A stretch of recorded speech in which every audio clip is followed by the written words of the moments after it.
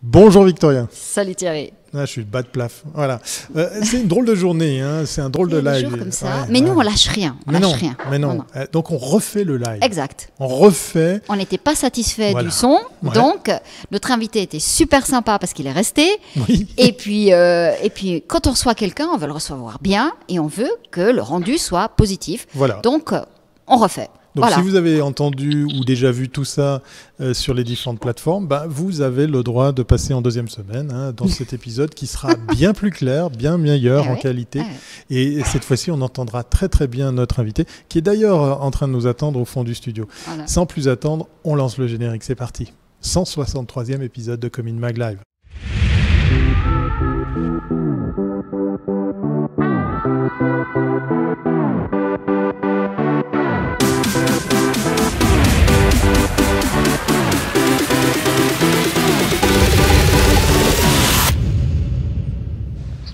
Bon, généralement, quand on commence cet épisode, je t'interpelle et je te dis, Victoria, mais de quoi va-t-on parler? Je le sais déjà, mais on refait l'intro. On fait tout comme... Et je pense que c'est parce qu'il y avait deux Thierry aujourd'hui, ça faisait beaucoup, là, ça fait sauter les plombs. Donc, 2004, le magazine Idées Pures voyait le jour.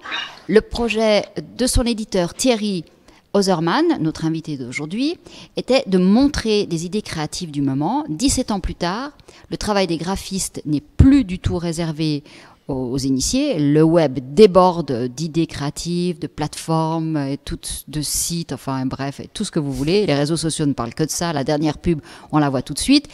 Donc, pour Thierry, qui a lancé un magazine, c'était important de rester et il l'a transformé en un book qui a résisté même au Covid.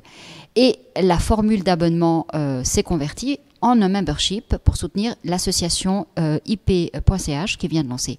Donc, on va reprendre... salut Thierry, on va reprendre notre conversation. Bienvenue à bord. Maintenant, on t'entend, parle qu'on t'entende. Ça marche bien, là. Alors, on va m'entendre là maintenant, c'est bon. Maintenant, c'est bon. C'est nickel chrome. Nickel chrome. Alors, on va démarrer avec la première capsule, ton parcours. Voilà.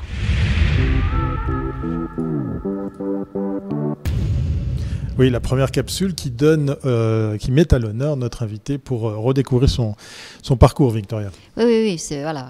Alors, explique-nous, toi, tu es un graphiste. Alors, explique-nous, je pense que c'est important pour comprendre pourquoi tu as lancé Idées Pures. C'est aussi tout ton parcours aux États-Unis. Je pense que c'est important tu es arrivé avec cette tradition de... tu regardais la communication, tu voulais avoir plus d'informations partout. Enfin, tu étais un des rares à l'époque qui était vraiment formé en graphisme de manière, je dirais... 360 comme on dirait aujourd'hui. Voilà, je te donne la parole. Traditionnel, ouais.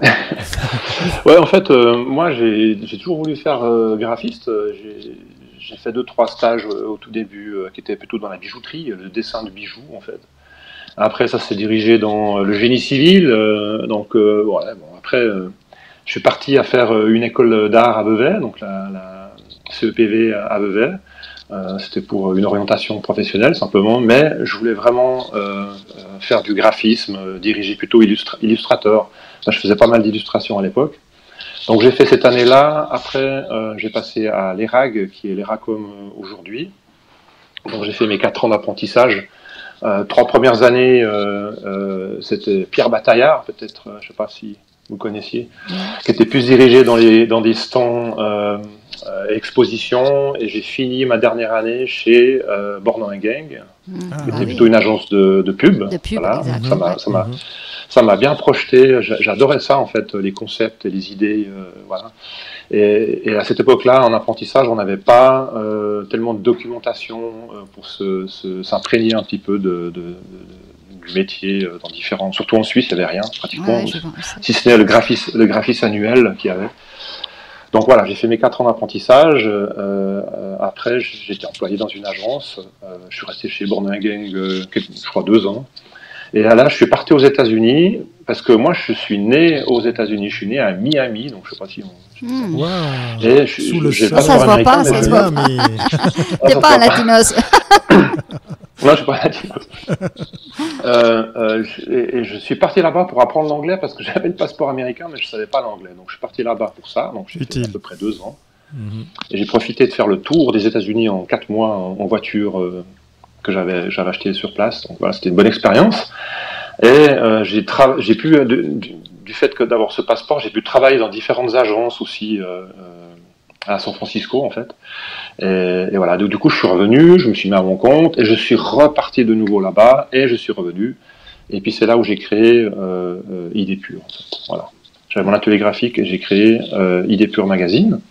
Donc quand j'ai fait ça, c'est juste parce que j'adore le métier du graphisme, j'adore tout ce qui est visuel, l'illustration, etc. La photographie aussi. Et du fait qu'il n'y avait rien, justement, toujours rien, même pendant cette période-là, j'ai créé Idées Pures Magazine. Voilà. Non, c'est vrai. Alors passons à Idées Pures, la deuxième capsule.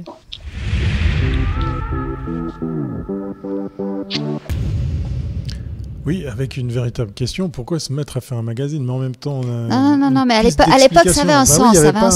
Parce que toi, tu te référais... Moi, quand j'ai lancé Comin Mag en 2003, enfin, quand j'ai repris Comin Mag, c'était vraiment... moi, mon modèle, c'était Advertising Age. Et toi, ton modèle, c'était quoi? C'était plutôt illustration, art visuel en fait. En général, c'était l'art visuel qui m'intéressait beaucoup. Mais tout ce qui était agence communication à l'époque, il y avait des magazines qui s'appelaient Stratégie, il y avait Création. Ça c'était en France, c'était pour le marché français, mais pas pour le marché suisse. Ouais. Suisse romande, il n'y avait pas. Non, mais non, il n'y avait pas. Et c'est vrai que ça manquait aussi. Moi, j'adore la pub, j'adore la communication, j'adore les concepts de l'époque. Je ne vais pas faire le vieux jeu, mais les concepts de l'époque, franchement, j'adorais. D'ailleurs, si j'ai fait un interview dans un des Idées Pures, j'ai fait un interview de Jean-Paul Goude. J'ai eu cette chance de l'avoir au téléphone pendant presque 2 heures. Et j'ai retranscrit notre interview. Et pour moi, c'était un aboutissement aussi de me dire que Jean-Paul Goude, c'était une sorte d'idole, comme ça aurait pu être Michael Jackson à l'époque. Mais non, moi, c'était Jean-Paul Goude, et c'était une référence, et j'ai eu la chance de pouvoir faire un interview avec lui dans Idées Pures. C'était aussi pour rencontrer les gens que j'ai fait ce magazine. Malgré qu'à l'époque, c'était quand même aussi... on nous décourageait, on nous disait on fait un magazine papier, ça commençait déjà à tourner, même en 2004, et on me disait souvent ouais, je vais faire 2-3 numéros et après c'est fini, quoi. Donc c'est un petit peu le retour qu'on entendait assez régulièrement, donc ça m'a motivé, disons plutôt, et du coup maintenant j'en suis au, je sais plus combien de numéro, mais il y en a bien une cinquantaine, je pense. Ouais. Est-ce que tu t'es retrouvé à regarder ce que faisait la concurrence? Parce qu'il me semble que tu as aussi un petit peu ouvert la voie. Il y a eu des initiatives. Je pense à nos amis de Abstract qui étaient très design, intérieur design et tout ça. C'est des choses sur lesquelles tu étais attentif aussi? À ce qui se faisait ou ce qui est en même temps? Abstract, il était dirigé architecture et... aussi l'art visuel, la même chose.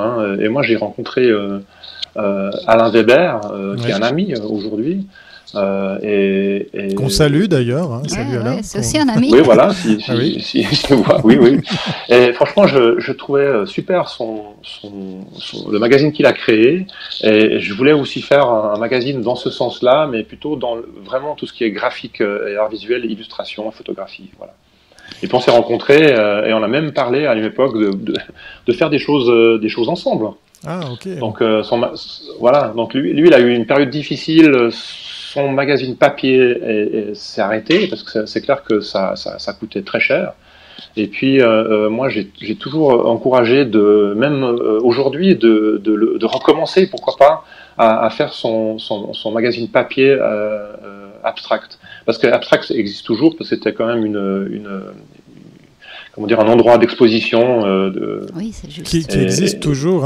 Il a déménagé, existe toujours, bien sûr, faut pas oublier. Au Flon, mais on le retrouve dans l'allée nouvelle qui a été créée là maintenant, dans ces dernières années. Effectivement. Ouais, on avait même pensé partager ce lieu. Bon, c'est toujours difficile tout ça. Mais alors, pour revenir à Idées Pures, l'idée c'était aussi à l'époque de montrer les portfolios de tous ces graphistes, parce que il n'y avait pas des plateformes comme aujourd'hui où tu pouvais montrer ton travail. C'était quand même plus compliqué. Donc, ce type de support à l'époque avait encore un sens. Oui, le but était de présenter des studios graphiques. Ils avaient tous quasiment, c'était je pense assez généreux, mais ils avaient presque tous une dizaine de pages quand même. Donc moi c'était aussi parce qu'on nous fournissait les images, on n'avait pas besoin d'aller. Je voulais faciliter et un petit peu simplifier les choses quand on fait un magazine, puis qu'on n'est pas 10 à le faire. Donc moi, les droits d'auteur des images et tout ça, donc je ne pouvais pas les demander ou payer 300 balles ou voire plus pour des droits d'auteur. Donc je présentais des studios, on me fournissait des images, des fois, parfois on les créait aussi pour les couvertures. Donc on m'aidait aussi en partie.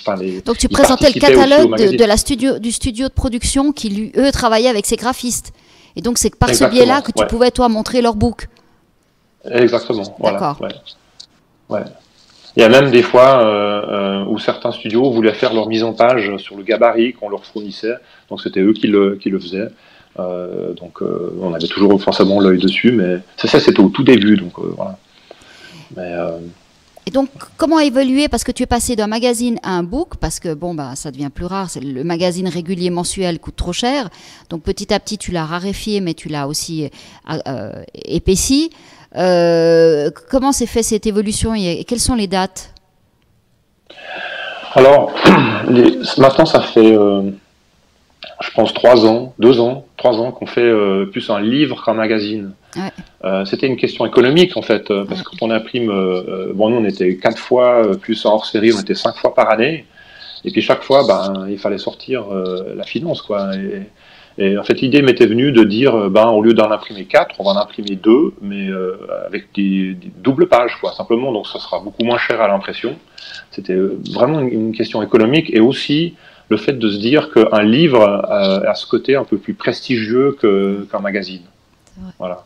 On avait plus aussi de temps pour s'occuper du contenu, parce que même si c'est 4 fois, 5 fois par année, c'est rapide, hein, en 2 mois quasiment, on doit réaliser le contenu, faire la mise en page, réaliser et produire ce magazine. Donc c'était même 2 mois avec l'équipe qu'on était, c'était très très court, quoi. Ouais, vous avez toujours été une micro-équipe. On était 2, 3, voilà. Ouais. Et puis à l'extérieur, il y avait des rédacteurs qui travaillaient sur leur sujet. Et des fois, à l'extérieur, c'était entre 4, 5 rédacteurs extérieurs qui travaillaient sur leur rubrique, en fait. Pour tous les jeunes créatifs qui nous regardent, est-ce que c'est encore possible d'acheter des versions? T'as encore du stock ou plus du tout? Alors non. Plus rien? Non, il y a un peu de stock, mais moi, sur le site, le shop qu'on a, il y a beaucoup qui sont épuisés en fait. Ouais. Donc il reste les derniers qui sont encore disponibles, mais maintenant c'est parce que le tirage au début il était élevé. C'est étonnant. Enfin pour nous c'était élevé. On tirait à 8000 exemplaires, 8500 exemplaires au tout début. Ah ouais. Et puis après ça descendait à une moyenne de 4000, 5000 exemplaires. Et puis vu qu'on a arrêté la distribution, parce que franchement ça nous coûtait plus que ça nous rapportait, donc on est descendu à peu près à 2000 exemplaires. Voilà. Peut-être Thierry est d'ici. Oui, je vois que des lives. Mets le magnéto pour qu'on voit un petit peu ce qu'était idée. C'est une très bonne idée, Victoria. C'est parti. On découvre donc en images quelques pages d'un précédent numéro. Hein. C'est bien ça, Thierry. Voilà, ça c'était le premier numéro en livre, en fait, en version livre. Et puis là, on a... non, c'était le deuxième numéro, pardon, celui-là. Et là, on avait un sujet qui était sur le low cost, tout ce qui était le recyclage d'objets ou de matériel qu'on trouve un peu autour de nous.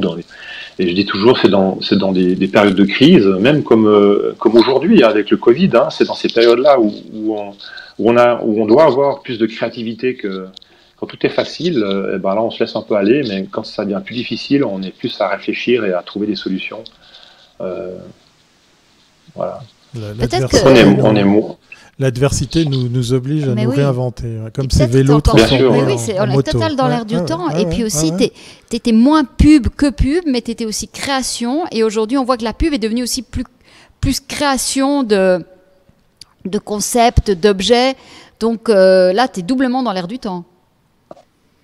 Oui, en fait, c'est vraiment ce qui m'intéresse, moi, maintenant. Le graphisme, j'adorerais toujours. Hein, on peut avoir des belles affiches, des belles choses et tout.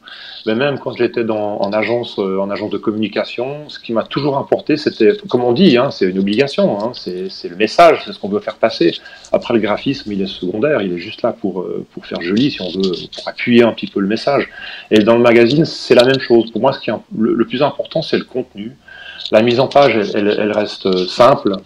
Dans le magazine, on n'a jamais mis des fonds roses, des jaunes pour faire joli. On a plus joué sur la typographie, on a vraiment simplifié les choses au plus possible. Tout ce qui était futile, on l'éliminait. Par exemple, même au niveau des traductions, on mettait pas. Au début, on faisait ça, mais ça a passé. On mettait l'anglais en vert, par exemple, et le français en noir. Et après, ça passait en italique ou en romain, etc. Donc, on essayait vraiment d'enlever toutes les petites choses futiles, voilà, au niveau visuel. Mais ton public, c'était qui? Ton public, c'était quoi? C'était des graphistes? C'était des graphistes en agence ou des graphistes genre plutôt art, voilà? Oui, c'était des graphistes, des photographes et pas mal d'étudiants aussi. En école, c'était des agences aussi, des agences de com, mais c'était des ateliers graphiques surtout. Ouais. Moi, j'avais présenté mon magazine, enfin le livre, à des amis qui n'ont rien à voir avec le graphisme. Ils n'ont rien compris, quoi. Donc, c'était pas quelque chose ils se demandaient d'ailleurs ce que je faisais. Ils se sont dit, mais est-ce que tu as un vrai métier? Ouais, voilà, c'est un peu ça. Ouais, donc, tu fais un peu ça pour l'amour de l'art, parce que c'est toi qui finances le tout. Et puis, tu essayais de trouver une équation commerciale qui te permette plus ou moins de ne pas perdre de l'argent. C'est un peu ça. Alors oui, surtout pas perdre de l'argent. Ouais.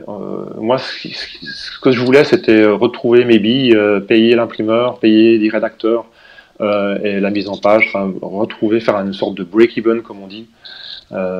Mais ce qui me faisait gagner ma vie, c'était mon atelier graphique à côté. Je fais du graphisme, on me donne du travail, et puis voilà. Mais Idées Pures, c'était quelque chose de passionnel, voilà, simplement. Donc en 2020, tu n'as pas pu en sortir à cause de la situation qu'on a connue. Est-ce qu'en 2021, tu arriveras à relancer Idées Pures? Alors là, on travaille sur le numéro suivant qui devrait sortir en septembre cette année. Et là, on va se diriger sur des codes, en fait. Ça me paraît un peu... voilà. Mais on est intéressé sur le... Pardon. Sur le... pas lâcher le... Surtout pas. La connexion. Non. Sinon, je viens te taper les mains. Voilà.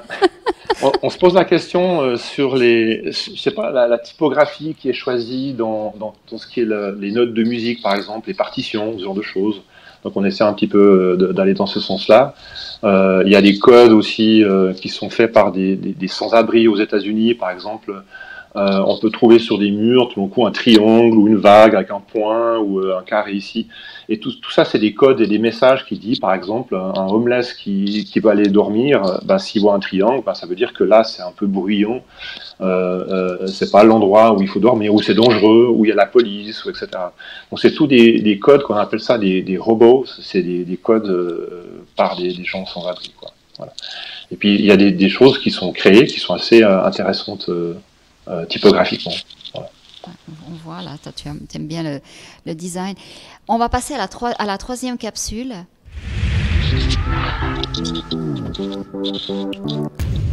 Un jingle pour reposer la question, savoir pourquoi Idées Pures est devenue une association pour exercer. Voilà. Hyper intéressant. Alors là, c'est comme en fait c'est l'association IDP. C'est on dira les 3 premières lettres de Idées Pures. Et nous, on joue là-dessus parce qu'on s'appelle Independent Design Publication maintenant. On joue avec ces 3 lettres. Et chaque numéro de la revue aura sa dénomination avec les 3 lettres IDP.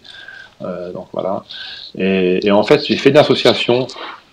Je pense trop tard. J'aurais dû la faire bien avant parce que je pense que ça va faciliter les choses au niveau de la recherche de subventions aussi. Le risque avant était énorme pour moi parce que j'ai pas une SCRL, je suis pas une SA. Comme je disais, c'est quelque chose qui fait que si je me casse la figure, c'est pour ma pomme, quoi. Il y a pas d'autres personnes qui vont. C'est une faillite personnelle. Donc, voilà. Mais maintenant, les choses changent, hein, et j'ai fait cette association pour aussi assurer le coup. Et maintenant, quand on a un projet de livre, je vais pas l'investir tout de suite et prendre le risque. Je vais attendre que la finance elle rentre. Si tout d'un coup il y a des dons qui se font, j'attends au moins d'assurer la moitié de l'impression avant de commencer quoi que ce soit. Voilà, donc la distribution, c'est toi qui la gères maintenant. Tu passes plus par un réseau de kiosques ou de librairies. Non. Là, je suis en train de faire une sorte de shop, de librairie online, une petite Amazon suisse qui est dédiée aux arts visuels, à la photographie, aux livres d'arts visuels. Et puis, je vais essayer de réunir des éditeurs comme Lars Müller ou Nigli ou Patrick Frey, des plus gros éditeurs que moi, et puis essayer de voir si on peut se tenir les coudes pour vendre nos livres, parce que les distributeurs, ils se prennent, je ne vais pas dire trop de commissions, parce que c'est un gros travail quand même la distribution, mais à la fin, c'est quand même le distributeur, le diffuseur qui gagne le plus, quoi. Voilà. L'auteur lui-même, il se trouve tout à la fin, lui, il gagne rien du tout, quoi. Voilà. Donc on va essayer de trouver une solution pour que tout le monde puisse un peu gagner sa vie, quoi. Mais tu pourrais pas imaginer de faire qu'un truc en ligne, je veux dire un site où tu présenterais les travaux aussi, mais sans arriver avec une version papier qui te demande, c'est quand même un coût, parce que tu dois quand même l'imprimer, enfin je veux dire, les tarifs n'ont pas vraiment chuté, c'est une industrie qui est chère, le papier. Oui, c'est une industrie qui est chère, mais c'est ce qui m'est cher à moi, en fait, parce que joli, le papier, j'aime l'objet, en fait. Je vais pas faire le vieux jeu comme tout ce qui est digital, voilà, mais il y a une formule un peu magique pour moi, quoi. Voilà. Et je vais lire un livre différemment si je le lis sur une tablette ou si j'ai le livre dans la main. Donc oui, je suis vieux jeu, c'est peut-être ça. Non mais je veux dire, c'est tellement, non mais ton aventure elle est extraordinaire parce que tu l'as fait vraiment parce que tu aimes, tu as mis du temps, de l'argent, tu continues, c'est extraordinaire. Alors que finalement aujourd'hui, toute cette conversation créative, elle a lieu en ligne et de plus en plus. Je trouve que c'est bien que tu ailles sur le mode associatif parce qu'effectivement aujourd'hui souvent le mot abonnement pour du print est considéré comme du vol par les gens. On préfère soutenir une association que de payer un abonnement. On fait la même chose mais avec un autre mot. Bon voilà, ok, c'est comme ça, c'est les nouveaux codes. Mais est-ce que cette association elle pourrait pas aussi servir à peut-être réveiller ce qu'étaient les créatifs romans, à aller au-delà? Parce que aujourd'hui on donne de la chair quand on fait quelque chose, il faut que tu aies un produit, il faut que tu aies des gens, tu vois ce que je veux dire? Oui, en fait, le but de l'association aussi, c'est de soutenir des artistes dans ces domaines d'art visuel qui aimeraient être édités. Parce qu'il y a tellement de choses que j'aurais voulu faire et éditer que je peux pas, parce que voilà, je suis pas le Père Noël non plus, si on veut, mais le truc, c'est que j'aurais bien voulu, il y a des choses que j'aurais bien voulu éditer, mais je peux pas. Et l'association, elle est là pour garder aussi ce soutien pour sortir des livres, quoi. Parce que je dis souvent, moi, s'il n'y a pas le livre, s'il n'y a pas l'objet dans la main, je pense que je suis pas sûr, mais je pense que j'arrêterai, quoi. Voilà. J'ai besoin de cette matière, en fait. Ce qui est virtuel, impalpable, me dit rien, en fait, pour l'instant, donc ça risquerait de tomber. Donc je tiens la rampe, je tiens les choses en papier. Voilà. C'est comme les imprimeurs, hein. Les imprimeurs, c'est difficile pour ce métier-là, donc ils impriment beaucoup moins. Mais il y a des choses, je pense que ça va rester. Pour moi, ça va rester. En tout cas, tout ce qui est art visuel, tout ce qui est art, tout ce qui est informatif, peut-être maintenant, déjà, ça a changé. Mais tout ce qui est art visuel, ça va rester, à mon avis. Est-ce que tu penses, il y a toute une nouvelle génération qui arrive sans papier pratiquement. Est-ce qu'il y a un savoir-faire qui va disparaître?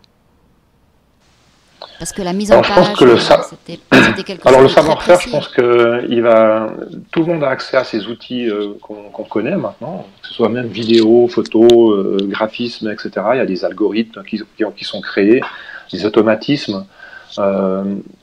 Mais je pense que les gens deviennent plus cultivés dans ce domaine-là. Ils ont plus de connaissances et des fois, même des gens qui ne sont pas du métier, ils font des choses qui sont intéressantes. Donc, je pense que tout le monde a droit à créer. Simplement, c'est qu'il faut aller les chercher. Et puis éventuellement les présenter. Moi, si tout d'un coup il y a quelqu'un qui est même pas graphiste ou photographe, qui fait des choses absolument incroyables, je le présenterai volontiers dans une de nos revues. Non, mais je me référais à la mise en page d'un magazine, tout ça. Si plus personne ne le fait, et qu'effectivement tu peux avoir peut-être une plateforme qui le fait plus ou moins automatiquement, est-ce qu'il n'y a pas un savoir-faire qui va se perdre? Les métiers qui se perdent. Un métier, oui. Non, parce que la mise en page, pour avoir des algorithmes, il faut qu'il y ait le graphiste derrière. Simplement, c'est que le graphiste, je pense qu'il va travailler plus avec des programmeurs qu'avec des clients en direct, à mon avis. Donc ça veut dire que tout d'un coup, si on veut faire une forme de mise en page, et puis je pense que ça devient très très précis. Les algorithmes sont vraiment très très bien faits, très précis. Ouais, ils écrivent aussi des articles. Mais oui. Bientôt. Pour donner un exemple très simple, c'est que ma page Facebook, on pouvait faire un livre, en fait. Toutes vos pages Facebook, on peut en sortir un livre. Moi, j'avais à peu près 250 pages. J'ai payé ça 80 francs. En 3 jours, j'ai reçu mon livre de tout l'historique de Facebook. Et la mise en page est automatisée. Je pense que vous avez déjà vu ça.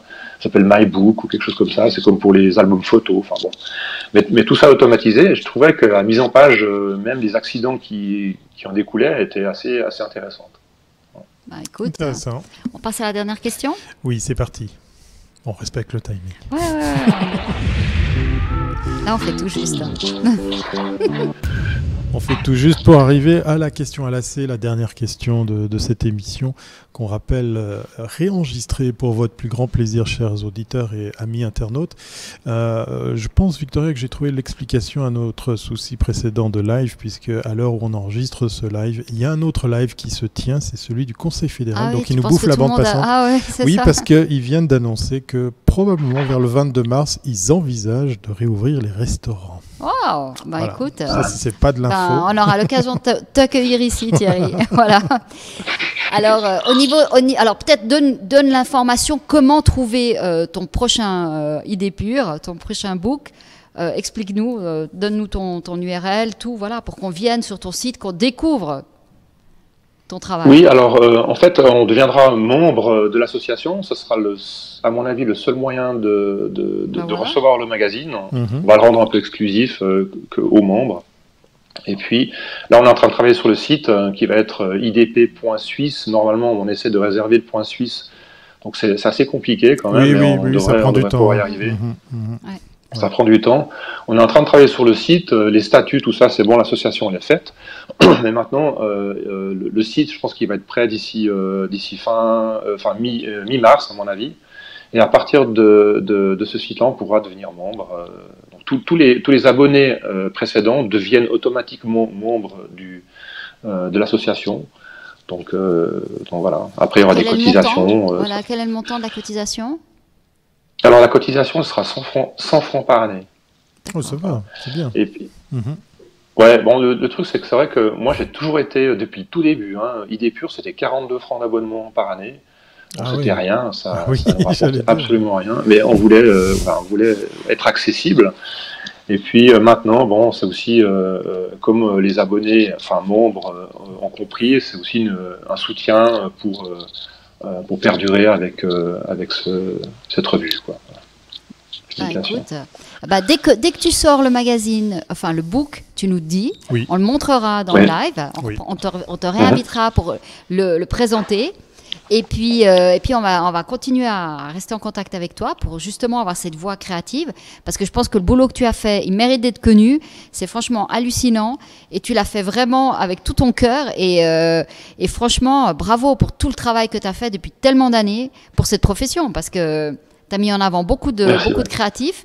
Et puis, ben voilà, je pense que ça méritait d'être su. Et tous ceux qui aiment la création et qui veulent un petit peu apprendre plus, peut-être te contactent et puis voient avec toi. Peut-être que tu as quand même quelque chose dans tes archives qui peuvent être intéressantes pour des gens qui font de la recherche ou je sais pas quoi. Voilà. En tout cas, merci. Voilà, c'est surtout la recherche maintenant. Merci, en tout cas. Merci à vous. Merci Thierry. On rappelle donc idp.suisse très bientôt. Exact. Une URL à retenir pour devenir membre de cette toute nouvelle association. Merci beaucoup Thierry et merci à la technique, au micro, à la bande passante qui ont permis de faire que cet épisode existe à nouveau dans des bonnes conditions. Donc on vous souhaite une bonne écoute pour ceux et celles qui le découvrent en podcast audio. À très bientôt Thierry. Ciao, ciao. À bientôt. Merci encore. Merci. Voilà, c'est maintenant le moment de se dire au revoir, Victoria.